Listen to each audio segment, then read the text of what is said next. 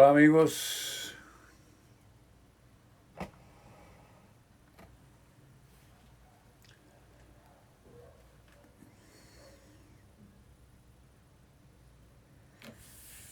hola amigos, ¿cómo van? Deixem saborear um golinho de vinho.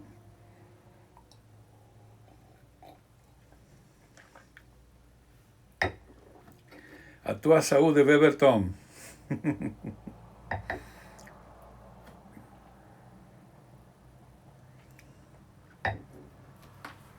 Vamos a esperar un poquinho a chegada de nossos amigos.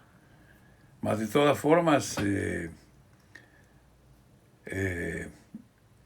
nós vamos dar andamento a esta live. Vai ficar gravada, vai ficar no YouTube também. Por isso que não necessariamente precisam segui-la agora, podem em qualquer momento poder acompanhá-la. Tá bem? Eu estou tomando um Chardonnay 2020, bem geladinho, bem fresco, muito agradável. Oi, Delmison, tudo bem? Sem nenhuma companhia, porque é leve, muito fácil de beber.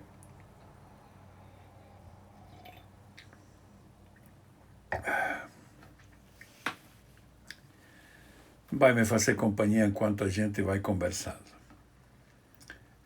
Eu acho que quem me segue soube um pouco da minha mudança de jeito de fazer a live. Eu estou pretendendo fazer assim pílulas, que chamei Pílulas do Saber, que são lives relativamente curtas, onde abordamos temas específicos. Nós já abordamos alguns temas bastante interessantes. O tema da quarta pílula era viticultura.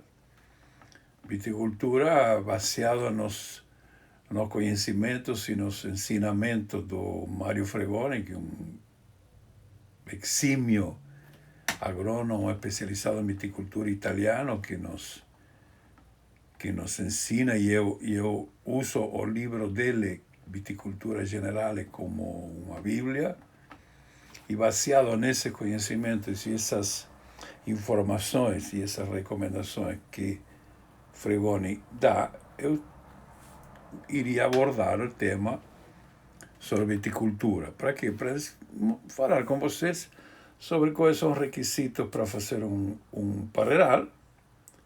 Olá, Nestor, tudo bem? Apesar de vocês provavelmente, Vini, tudo bem?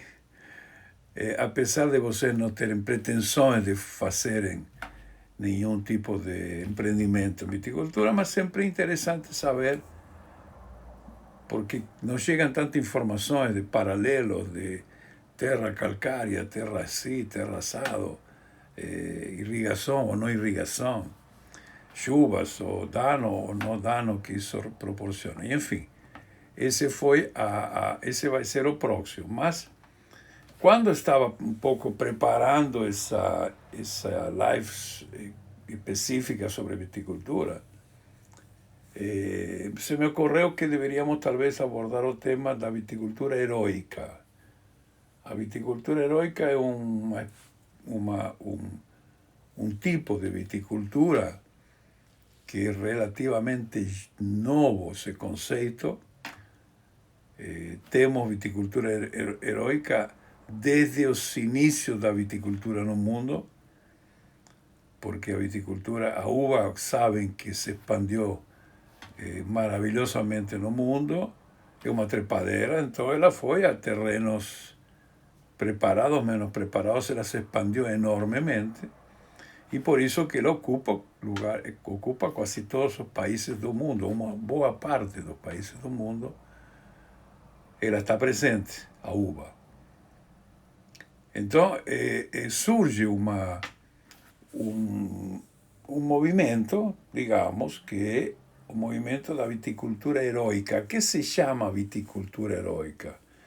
E justamente que eu vou lhes mostrar um pouco a evolução disso, que significa isso, que significa aos olhos de quem o estudou e está tentando regulamentá-lo. Por quê? Porque vocês sabem perfeitamente que o mundo do vinho é muito generoso, ou seja, se objetiva demais as coisas, se falam às vezes, se criam modismos, se criam novos estilos, novos tipos. Então é natural de que às vezes seja necessário botar um freio nisso e botar a casa em ordem, para que não haja um pouco um volume tal de informações não muito consolidadas ou não muito comprovadas sobre estilos, sobre tipos, sobre regiões, que isso termina afetando a credibilidade da vitivinicultura no mundo. Porque as pessoas deixam de acreditar, se fala tanto, se fala... Então, quando começa a surgir o conceito de viticultura heróica, que significa em que situação a viticultura pode ser considerada heróica? Em situações onde o homem sofre muito para poder efetivamente praticá-la. E quais são as formas digamos, desse sofrimento, dessa dificuldade muito forte de você poder efetivamente praticar a viticultura? Um deles, por exemplo, é a declividade. Ou seja, em terrenos muito íngremes, com muita caída, as pessoas têm muito sacrifício de você poder se mover nesses terrenos, você plantar nesses terrenos, você labrar nesses terrenos, você manter a uva sempre em condições. Então, à medida que vai surgindo, digamos, esse conceito de viticultura heróica, por quê? Porque exige um esforço tal das pessoas que são considerados heróis. Por quê? Porque é tanto seu amor, seu empenho, sua vontade de produzir, que eles se enfrentam a situações absolutamente incríveis de difíceis.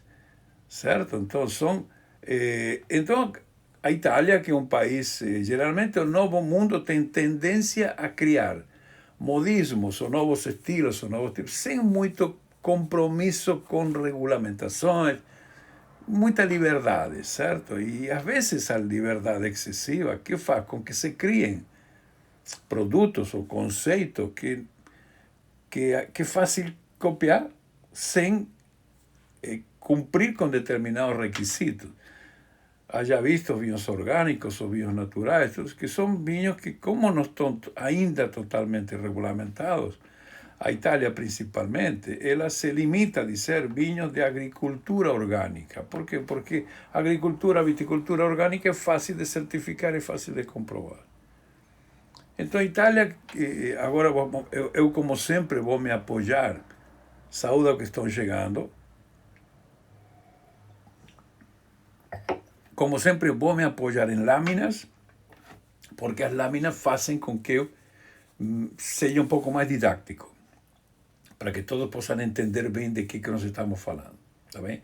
Então a viticultura heróica não é digamos, uma expressão para magnificar uma determinada tarefa, não, senão tem regras dentro das quais é considerada uma viticultura heróica. Fora disso, não.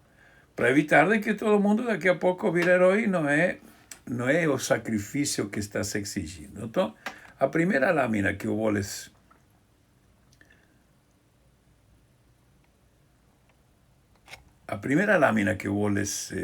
mostrar é esta aqui. Aqui está um pouco a definição do que é viticultura heróica. Que é o que diz que em algumas regiões vitivinícolas, essas regiões, por suas características, transformam o trabalho na vinha numa atividade de risco e de grande esforço físico. Certo? Porque tudo manual, como é muito íngreme, muito difícil, muita rocha, muito isto, muito aquilo, é natural que isso não possa se mecanizar. O que aconteceu? Para dar visibilidade a esse trabalho e dar credibilidade, visibilidade e poder expandir esse trabalho e poder ir definindo e definir as características básicas dessa atividade que caracteriza a viticultura heróica, Em 1987, portanto, vejam que são muito poucos anos, foi criada uma entidade chamada Servin, na Itália, que significa Centro de Pesquisas, na realidade é Centro de Investigações, mas aqui Centro de Pesquisa, Estudo, Salvaguarda, para proteção, e valorização do que? Da viticultura de montanha e de forte desnível. Esse é o conceito. Ou seja, altitude, muita dificuldade para se mexer, muita dificuldade para se mover, muita dificuldade para tudo. E esta Servin foi criada com o intuito de que ela fosse a certificadora dessa propriedade. Ou seja, para você ter o carimbo de viticultura heróica nessa propriedade, você tem de ir lá no Servin e pedir, solicitar, uma certificação para que você possa dizer isso num rótulo com absolutamente propriedade.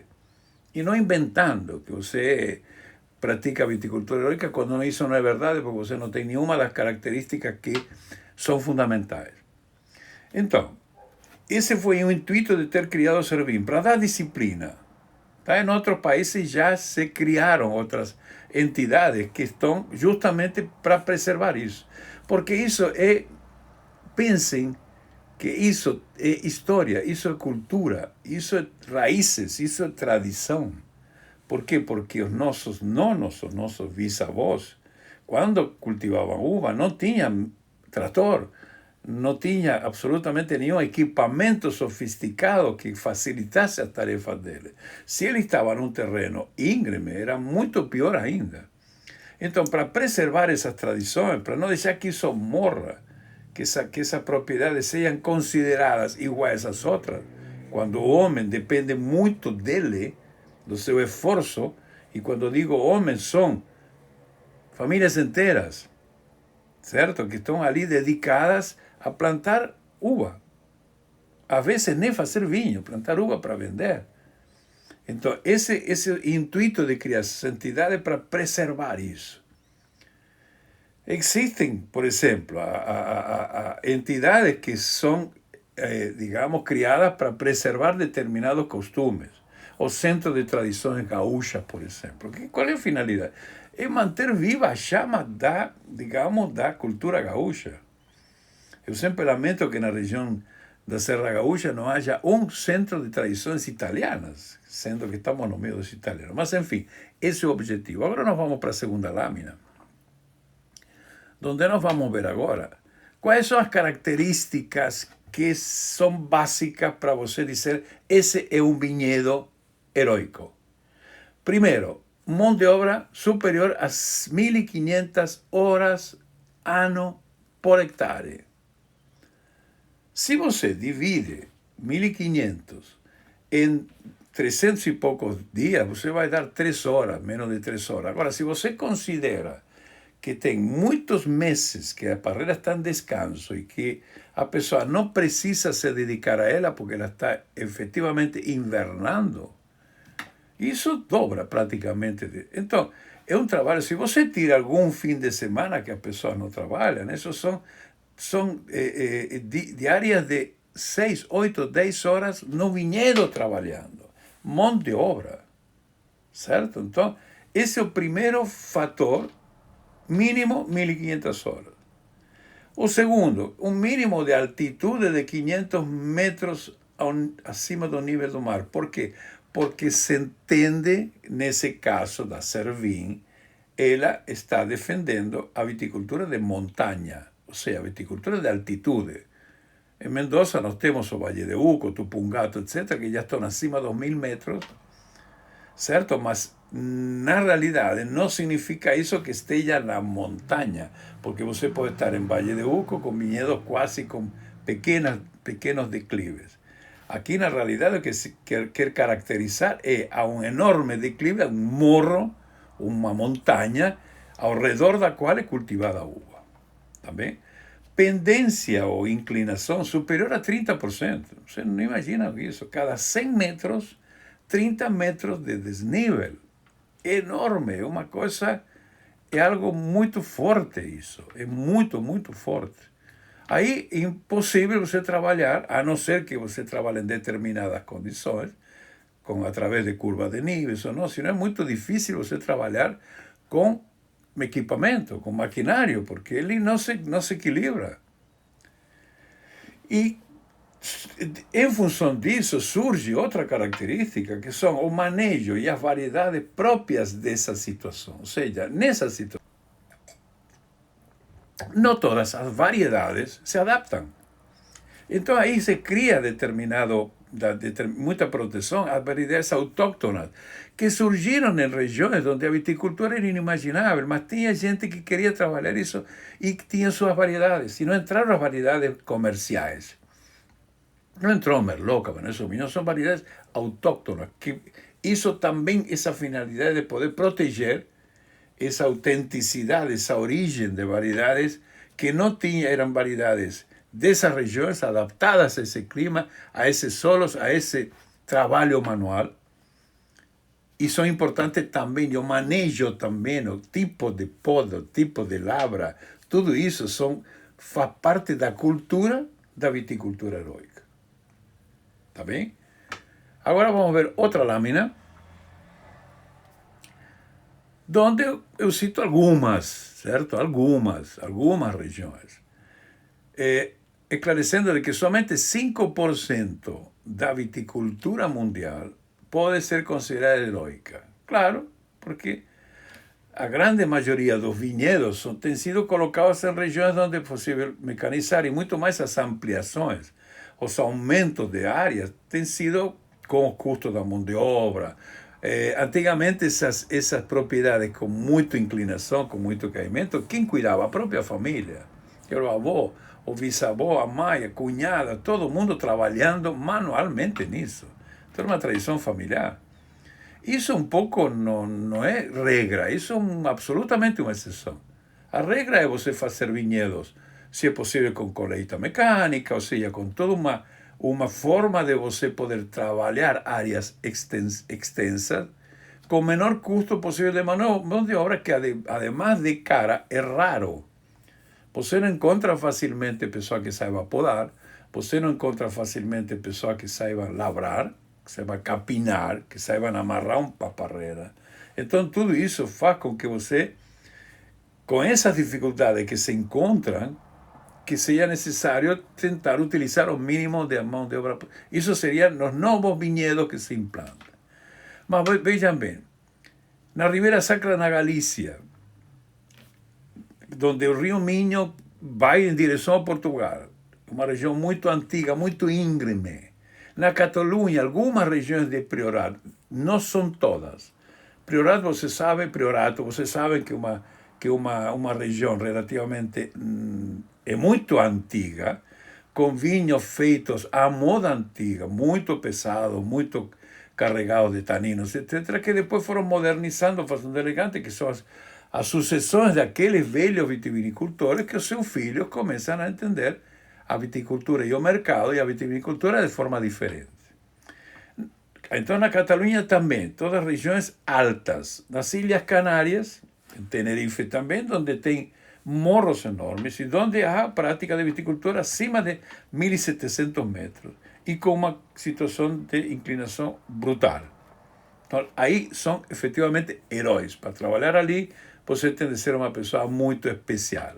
Além de ter um preparo físico incrível, você tem de ter uma garra, porque você não consegue.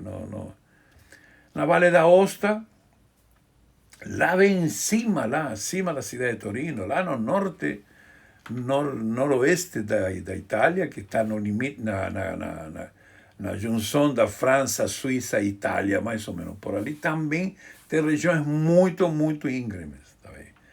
No Rio Mosela, na região da Alemanha, mais ao norte, não Mosela francês, sino Mosela da Alemanha, também regiões onde tem muita. Então, são algumas das regiões onde se classificaram e certificaram vinhedos chamados heróicos. Em Portugal também, que já visitou, sabe que as terraças, tudo aquilo que também são situações muito especiais, e são muito específicas, de que hoje é muito mais mecanizado, hoje é muito mais digamos, industrializado, mas isso antigamente efetivamente eram situações de um esforço físico incrível. Então, nós vamos a outro ativo, e eu quero falar sobre desculpem, eu acabo de marcar o mesmo. Eu quero falar sobre a nossa viticultura heróica. A nossa viticultura heróica, para todos os brasileiros que não sabem, na Serra Gaúcha há viticultura heróica. Não reconhecido, certificado, porque nós não temos isso. Mas vejam aí algumas imagens do Vale da Ostra, de Mosela, onde esse vinhedo de Mosela, por exemplo, é um vinhedo que é feito seguindo as curvas de níveis, que significa que as fileiras estão todas exatamente nos mesmos níveis, então por isso que elas fazem todas essas curvas. Nesses locais é um pouco difícil, a não ser que você tenha equipamento específico, é muito difícil você mecanizar. Então tudo, colheita, poda, tudo é feito manualmente. Aqui na fotografia da esquerda, que é a fotografia onde você vê um vinhedo típico da Serra Gaúcha. Isso é um vinhedo típico de Bento Gonçalves, de Garibaldi, de Farroupilha. É isso, são morros que foram desmatados e foram feitos vinhedos, alguns contrários à pendência. Ou seja, se a pendência é nesse sentido, você faz o vinhedo em sentido perpendicular para, de certa forma, você combater a erosão das chuvas, porque em regiões muito chuvosas há água lava.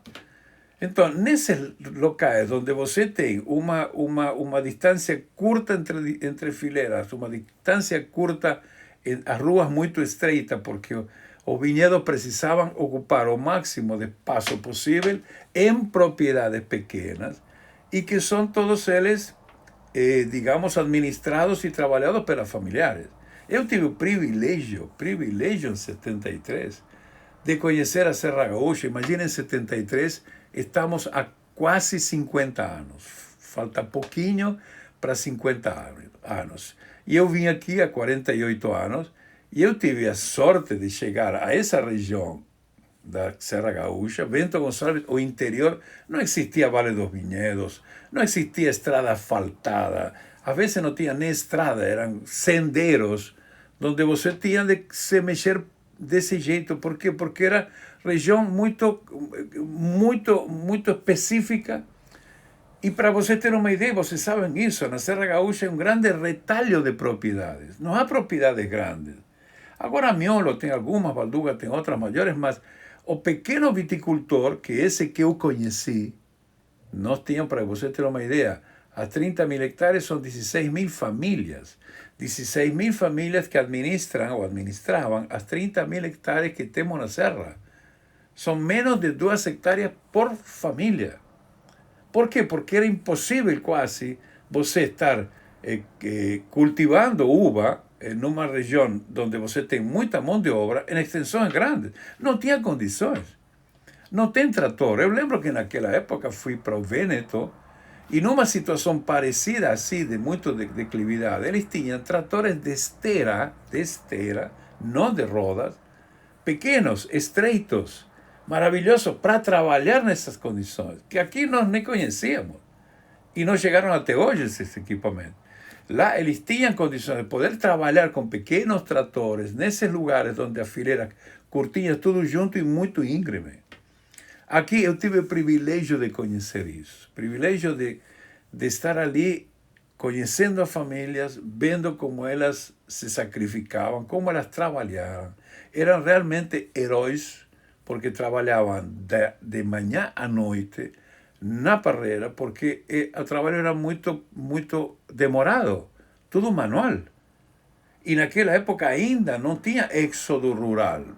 Por quê? Porque ainda a juventude, tudo era ainda muito ligada à família. Então não havia, os jovens ainda não iam embora. Eles ficavam com os pais. Então as famílias dessas regiões, se eu posso citar, nós tivemos 300 e poucos produtores que produziam uva para a Martini na época, que como chegou a comprar 10, 12 milhões de quilos desses pequenos produtores, que eram mais ou menos 350 produtores, todos eles administrados e todos eles tentando ajudá-los para que eles pudessem melhorar. Agora, depois eu vou mostrar algumas fotografias do que era isso, e ainda há gente no interior que mantém suas tradições, que conseguiu que o filho, claro que houve algumas evoluções, quando a uva não é bem remunerada, eles tentaram fazer seus vinhos, ao fazer seus vinhos eles criam suas vinícolas. Nós vemos exemplos, inúmeros exemplos de famílias que eram somente viticultores, para você ter uma ideia.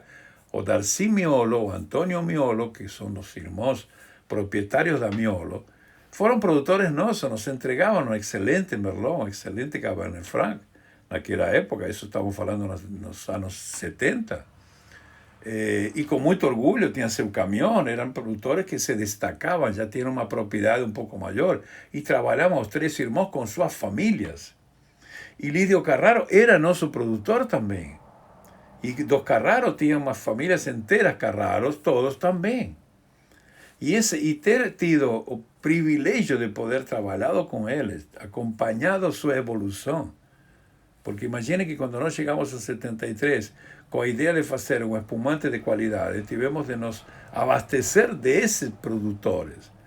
Então tivemos de visitá-los. Agora depois eu quero mostrar alguns exemplos de pessoas que são verdadeiros heróis como exemplos. Existem milhares desses exemplos, dessas propriedades que são verdadeira viticultura heróica. E as pessoas que a praticam são verdadeiros heróis, porque eles poderiam perfeitamente ter abandonado esses vinhedos e ter ido para as cidades para trabalhar como empregado, como funcionário, como qualquer outra coisa, mas não, se mantiveram, as raízes deles estavam muito firmes, se mantiveram e não saíram dali. Então, na Serra Gaúcha nós temos viticultura heróica. Tivemos uma porcentagem muito alta de viticultura heróica que depois foi se mecanizando, melhorando um pouco, mas é uma característica da Serra Gaúcha a viticultura heróica, que não é assim na campanha. Na campanha há menos declividade, há digamos, uma geografia mais ondulada, onde você pode perfeitamente mecanizar, fazer tratamentos. O tratamento com calda bordelesa era com a mochilinha nas costas e o produtor que se conhecia lá como colono, e não colono com intuito de desmerecer ou pejorativo, colono, porque ele era um colono, ele era uma pessoa que estava em sua propriedade e ele tinha tudo, tinha suas galinhas, tinha seus porcos, sua vaca leiteira, para ele se abastecer e não ir para a cidade. E ele tinha sua horta, tinha tudo, e a uva era seu principal sustentáculo. Infelizmente, ele foi um pouco injustiçado, porque quando nós chegamos, a uva era muito mais remunerada. Eu não vou dizer de que as multinacionais foram empresas que... Mas elas perceberam que era necessário estimular esse homem e provocá-lo, pagando melhor a qualidade. Ou seja, explicando para ele de que ele precisava produzir menos, produzir mais qualidade. E vocês não sabem quanto é emocionante, quanto para mim foi emocionante ver famílias que eram um pouco abandonadas, porque as cantinas simplesmente iam lá, se abasteciam e davam pouca assistência a eles, pouca possibilidade deles melhorar. Você verificar essas famílias melhorando, essas famílias, esse colono orgulhoso da uva que ele trazia, porque ele tinha diminuído a produtividade, ele era melhor remunerado, trabalhava um pouco menos porque não tinha uva aos montes, tinha menos uva de melhor qualidade, melhor remuneração, e já tinha seu caminhãozinho para não pagar frete, ou seja, e ele se transformou num microempresário vitícola. E era isso o que era importante. Para quê? Para evitar que os seus descendentes, os seus filhos e seus netos, vendo os seus antecessores sofrerem tanto e ser tão mal remunerados, que abandonassem tudo e fossem embora. Então, o fato da Serra Gaúcha ainda ter essa floresta com vinhedo dessa forma, porque eles conseguiram sobreviver. Eles conseguiram, muitos deles, evidentemente, começaram seus próprios empreendimentos. E tiveram, graças a Deus, êxito nisso. E hoje já não vendem mais a uva mal remunerada para qualquer cantina, porque quando foram embora as multinacionais, Eles ficaram um pouquinho, e aí surge a necessidade de eles fazerem seus vinhos. Essas vinícolas familiares, elas cresceram e se multiplicaram com a saída da multinacional, porque a uva já não tinha tanta facilidade para colocar essas uvas, e aí então, nesse caso, eles começaram a criar seus vinhos. Mas é muito interessante que você, quando venha na Serra Gaúcha e você caminha nas estradinhas em Bento Gonçalves, Monte Belo, Santa Teresa, 8 da Gracema, 15 da Gracema, vai para Farroupilha, e nessas ruas hoje já asfaltadas, você vê esses vinhedos que eram muitos enlatados, ou seja, aquele sistema dos arames na horizontal também como telhado, que eles trabalhavam praticamente quase ajoelhados. Agora vou lhe mostrar outro ativo. Vejam aqui, essa é a figura do colono. Esse é o verdadeiro agricultor. O homem simples, mãos calejadas, de tanto trabalhar a terra, de tanto pegar na enxada. Aí você vê uma junta de bois, agora menos, mas ainda. Por quê? Porque era a única forma de poder lavrar a terra, passar um arado de madeira, com sua lâmina de ferro, e a junta de bois que eles conduziam de forma magistral, certo? E empurrando e lavrando a terra. Era isso, e com seu chapéu de palha. Hoje é muito romântico, a pessoa vem, visita nas cantinas e bota um chapéu de palha e ficam todos muito, muito felizes, mas eles usavam o chapéu de palha porque passavam horas no sol, horas trabalhando, e não tinham descanso, porque não davam conta.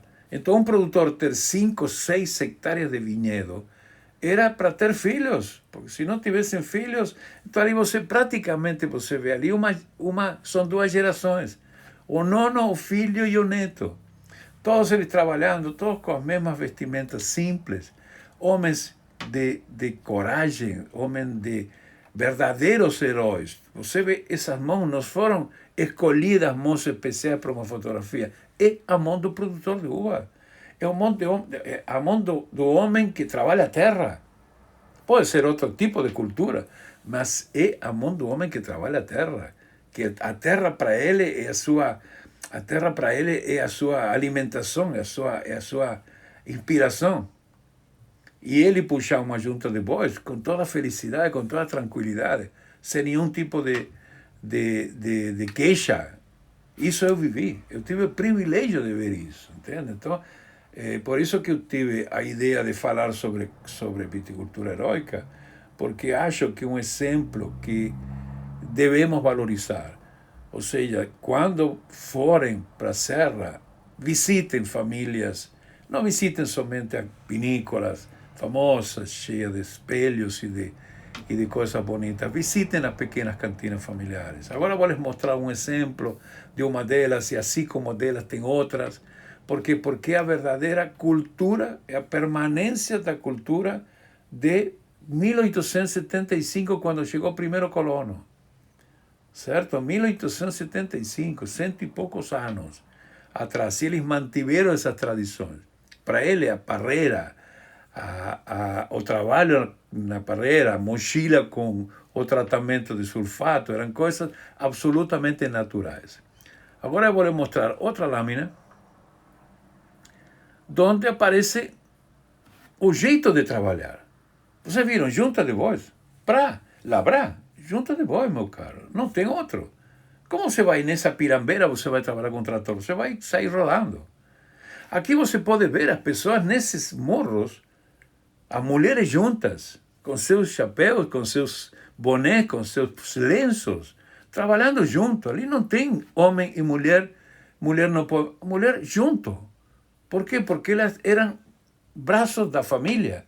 E crianças juntos. Aí você pode ver numa fotografia o esforço que esse homem faz para trazer um recipiente com uva para levá-lo para cima. Porque tem de levá-lo para cima, para lá em cima ter um trator, para depois carregá-lo. E eles não tinham outra forma de levar essa uva do que com cestos de vime, feitos por eles. Por quê? Porque não existia industrialização, não existia outro tipo de vasilhame. Era o que se utilizava. Então, Vejam as famílias quando tinham de colher uva, aquilo eram famílias se ajudando, vizinhos se ajudando. Ou seja, hoje vamos colher a Merlot do vizinho, amanhã ele me ajuda para colher o Cabernet Sauvignon. E depois nos salões parroquiais, que são salões que estão geralmente perto de uma paróquia, de uma pequena igreja colonial, eles se juntam para fazer seus jogos de bocha, seus jogos de jogos diversos que eles têm de baralho, e eles se juntam. E essa é a vida que eu conheci da viticultura, que é admirável, que é uma cultura, é uma tradição que todos temos de valorizar e fazer o possível para que eles sobrevivam. Depois, quando eles colhiam a uva, precisavam levá-lo para as cantinas, porque eles não eram cantineiros. Eles eram associados ou produtores de determinada uva. Por exemplo, Delantier tinha 300 produtores. Aurora tem 2.000 famílias. A Salton tem outros. Depois, os vinhedos, a vinícola com seus próprios vinhedos, é muito recente. Ninguém tinha vinhedos. Há 30 anos atrás, ninguém tinha vinhedos. Todo mundo se abastecia desses pequenos produtores. Muitos deles hoje já morreram, seus filhos foram embora, então parte dessa cultura se perdeu, mas ainda temos heróis aí no meio. Aí depois, eles nesse recipiente troncocônico, que parece uma cuba de vinho invertida, é o que se chamava de dornas, ou biguncho, em italiano, biguncho, donde que eles colocavam as uvas. Esse cesto se levavam para cima, depois eles tinham esses bigunchos bem lavadinhos, enchiam de uva, carregavam nos tratores ou nas carretas, iam com o trator ou com um caminhão e iam até as cantinas. E quando nós chegamos, era isso que nós vimos.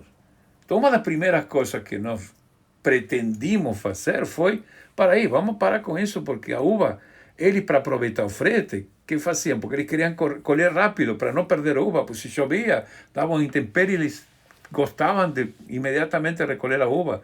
Enchiam os bigunchos. Quando eles viravam o biguncho na cantina, aquilo não sempre era cheiro bom. Então veio uma segunda fase, que foi a fase absolutamente primorosa, que foram as épocas em que vieram as vinícolas internacionais, e eu tive a sorte de chegar nessa época. Veio a Forestier, nós, e depois mudou toda a cultura. Veja, aí já vem a caixa, eles já não colhem mais em cesto de vime, eles colhem em caixas. Eles podem colher já erguidos, com uma caixa feita de forma anatômica para que elas possam encher a caixa. De aí da caixa vai para a caixa plástica de 18 quilos, que vocês podem ver aqui na outra fotografia, fornecida pelas empresas, que você pode lavar, que tem menos uva, que a uva não esmaga. Então, um trabalho que antes era feito, o sacrifício de colher em lugares íngremes, é igual, certo? Só que agora era uma coisa um pouquinho mais disciplinada. O Edmilson me pergunta qual é a quantidade de adornas. Depende. Era 80 quilos, 90, algumas vinham 100 e poucos quilos, porque carregavam muito, esmagavam. Então, claro que isso não era legal. Então, ele com 10 dorninhas, ele levava 1.000 quilos para a cantina. E para você fazer esses 1.000 quilos, você precisava ter quase 100 caixas. 18, com 100 caixas você fazia 1.800 quilos. Muita mão de obra, mas nós começamos, as empresas começaram a entregar as caixas, começaram a pagar mais, remunerar mais. E eles, com muito orgulho, depois, uma segunda fase, para que vejam como isso evoluciona. E o homem, quando você estimula e ele ama o que faz, ele se supera. Eles compravam as caixas. Nós, num determinado momento, oferecemos caixas a preço menos de custo para eles, e todos compravam suas 50, 100 caixas, que eram suficientes para recarregar no seu caminhão, ou 200 caixas, e eles colocavam com tinta seu nome, para que ninguém ficasse misturando as caixas. Então, essa fase manteve a viticultura heróica, mas já um pouquinho mais avançada.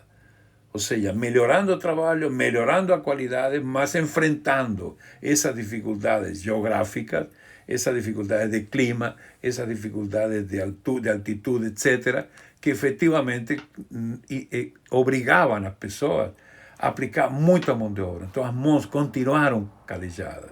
Nunca ficaram suavecinhas essas mãos. Por quê? Porque eles precisaram dar no batente sempre. Isso foi magnífico, tá bem? E agora eu quero lhes mostrar, escolhendo outro ativo, eu quero lhes mostrar um caso de familiar dentro dos heróis da viticultura, e concretamente uma família. E por que eu escolhi a família Cristofori? Porque eu jamais vou esquecer a figura do Duilio Cristofori, que era patriarca desta família linda, que hoje já tem uma cantina que se chama Vinícola Cristofori, que a Bruna, que a neta o Loreno, o Loreno foi um dos filhos. O Mário e o Loreno foram filhos do Duílio. E o Loreno é pai da Bruna. A Bruna, que é casada com Miguel da Vinícola Miolo, Miguel da Almeida. Fazem um casal lindo. Isso porque eu trouxe eles como um exemplo de superação. Ou seja, o Duílio, que era um líder regional, um homem que cada vez que ele chegava na cantina com seu caminhão, com sua uva, com muito orgulho, querendo os prêmios que nós davam por uva sadia, com uva sem folha, com uva bem colhida, ele vinha cantando em italiano, com seu dialeto, com seu bozarrão, que parecia era incrível. A sala de recebimento de uva se enchia com a alegria do Duílio. Por isso, dele, jamais eu vou esquecer. E eu trouxe ele como um modelo de família que, vejam, o Duílio era simplesmente um viticultor. O Loreno e o Mário foram, desde criança, trabalhando com o velho, com o Duílio. E a mulher do Duílio e toda a família do Duílio, provavelmente a Bruna também com seu avô trabalhou as parreiras. Certo? E faziam vinho, sim, para seu consumo, mas jamais imaginaram que algum dia iriam ser uma vinícola Cristofori. E o tempo levou a isso. Falta mercado para as uvas, criam coragem, começam a fazer seus vinhos. A Bruna se forma em enologia, já entra a especialidade, ou seja, se supera o conhecimento primário, o conhecimento um tanto intuitivo, e vem o conhecimento científico. A Bruna vem trazendo tudo isso e faz vinhos magníficos. E aí, claro que fatores que influenciam, importante que esse fator de imã turístico, que é o Vale dos Vinhedos, que também rindo minhas homenagens a um personagem que o Juarez Valduga, um dos proprietários com o João e com o irmão dele. O Juarez foi um dos idealizadores do Vale dos Vinhedos, como um local turístico. E transformou isso numa coisa que hoje sustenta essas famílias. Então, hoje, a família como a da Bruna, Cristofori, os Carraro, ou seja, tanta família que fizeram seus pequenos empreendimentos e hoje são microempresários vitivinícolas. Então vejam que aquele nono que trabalhou, mão calejada, trabalhou durante anos para manter seu parreiral. Esse parreiral não se jogou fora, não. O Loreno e o Mário mantiveram. Depois cada um com seu vinhedo. Depois vem a Bruna e diz, não, para aí, essa uva nós vamos fazer nossos vinhos. E fazem vinhos magníficos. E o enoturismo enche essas cantinas de visitantes. E aí, digamos, a roda virtuosa, digamos, o efeito da roda da riqueza e da fartura começa a vir, apesar de todas as dificuldades, a pessoa.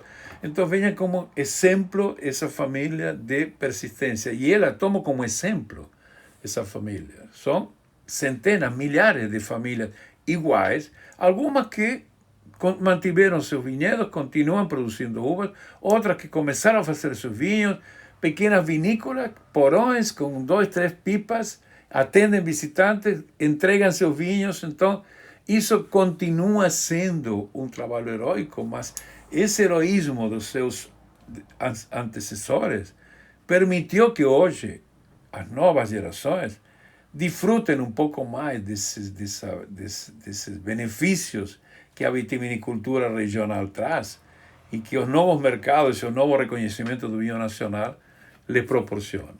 Tá bem? Vamos ver outro exemplo que eu quero lhes mostrar. Outro exemplo de outra família. Esta é uma família que me digamos, é muito ligada a mim. Por quê? Porque quando eu cheguei ao Brasil, imaginem que eu vinha de Mendoza, uma viticultura totalmente mecanizada, moderna, dentro das épocas, 50 anos. Eu chego aqui e a Martini, uma das primeiras coisas que precisava era uva. E uva aonde? Uva das famílias.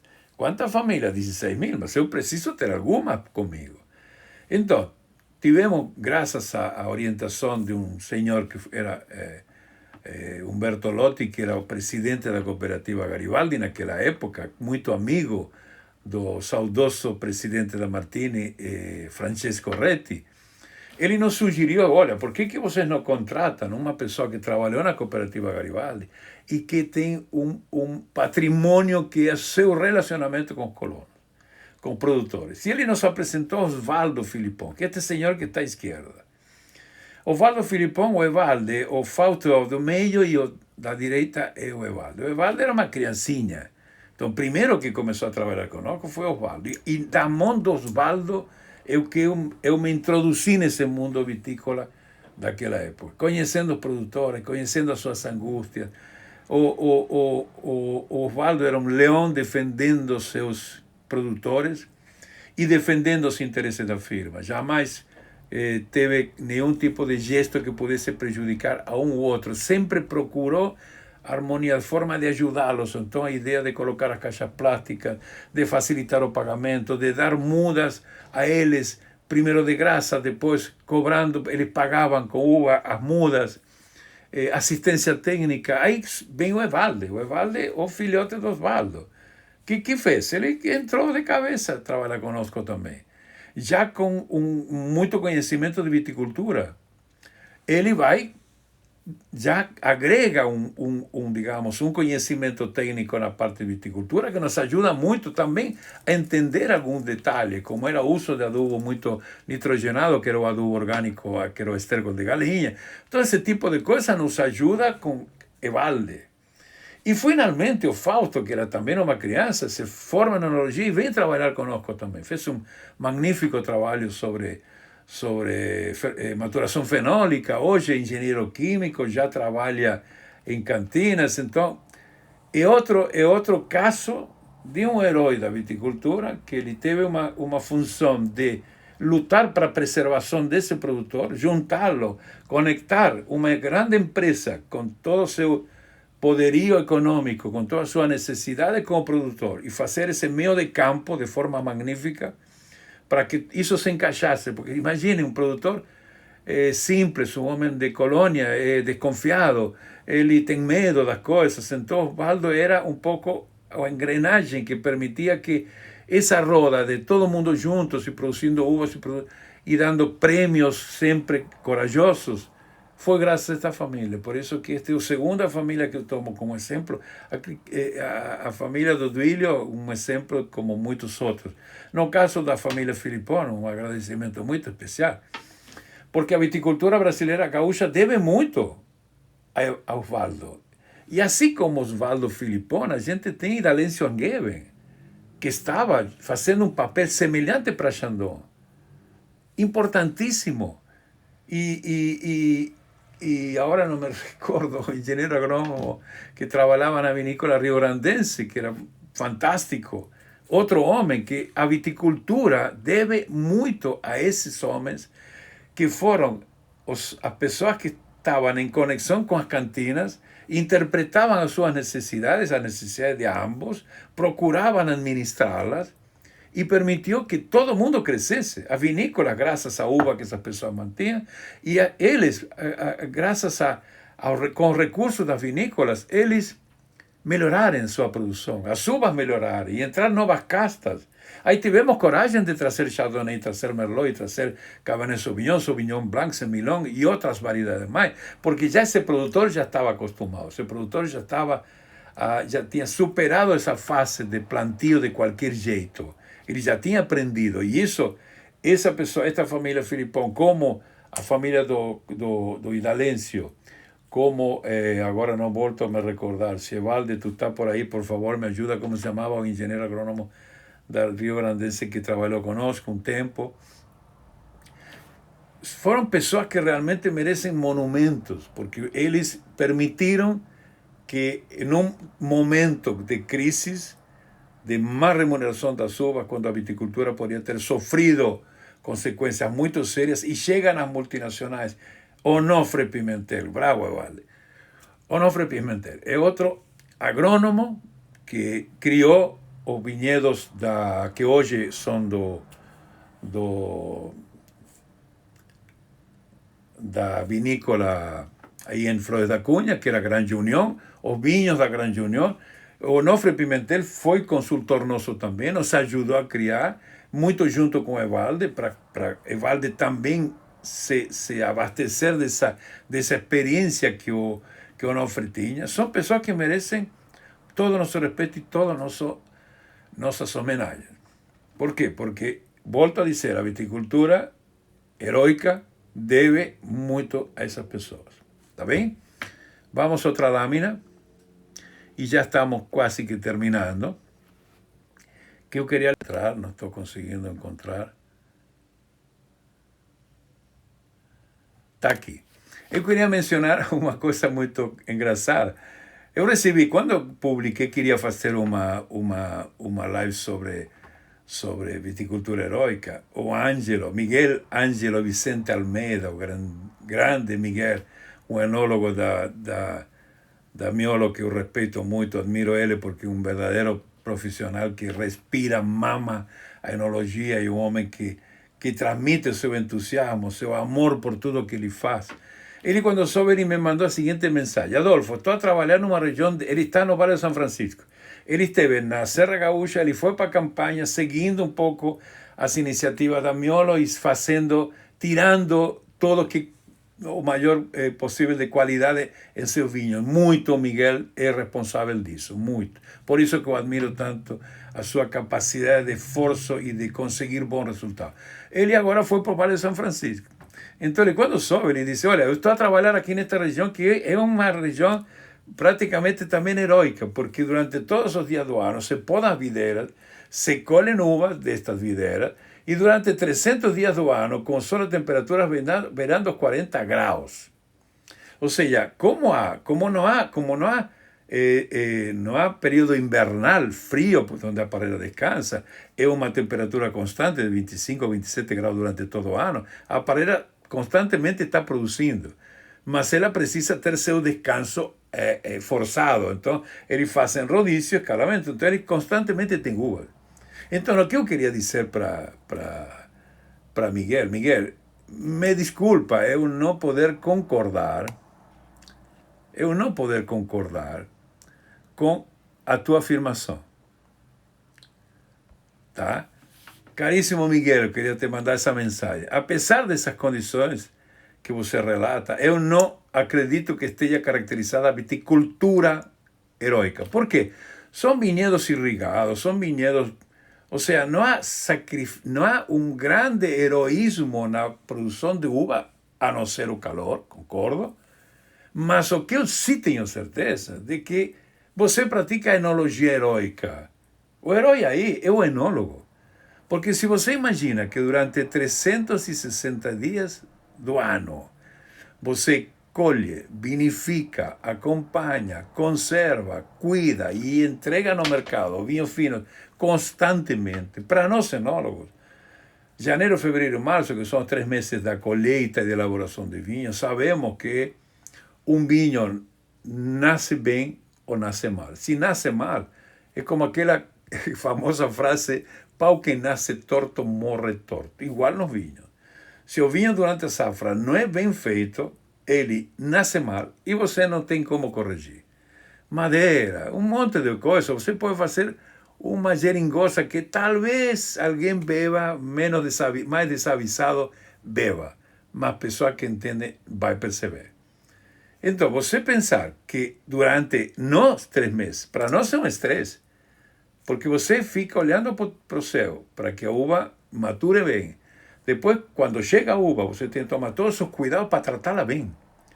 Tratá-la bem significa, se eu tenho de prensar, prenso delicadamente. Se eu preciso retirar o engaço e vinificar em tinto e macerar, eu preciso fazê-lo adequadamente, para não machucar a casca, para que esse vinho seja mais, retire toda a sua potencialidade. É um trabalho exaustivo. Depois, o fim da fermentação, que são momentos tensos, porque você pode ter paralisação de fermentação, você pode ter alguma coisa que você não esperava. Certo? Então, você imaginar que você tem de praticar enologia todos os meses do ano, praticar no sentido de colheita, vinificação, etc., você é um herói. Certo? Eu sempre disse e defendo a enologia brasileira, porque eu acho que nas condições em que nós trabalhamos, especialmente de clima, com tanta variabilidade de características das uvas, o enólogo tem que ser muito esperto para sempre tirar o de melhor. Agora, uma situação como o do Miguel, ele que fica lá e durante todos os meses do ano, dias do ano, ele está recebendo e vinificando e cuidando todos esses pequenos detalhes para que nada se desvie, porque depois não tem jeito, isso é heróico. Então, parabéns, meu amigo.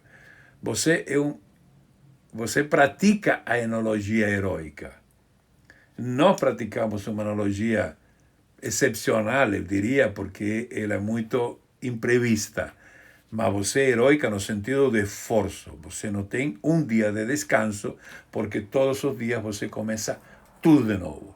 Então, nesse sentido, eu te dou parabéns e fico muito feliz de que você esteja lá fazendo coisas tão boas como você fez aqui. Tá bem?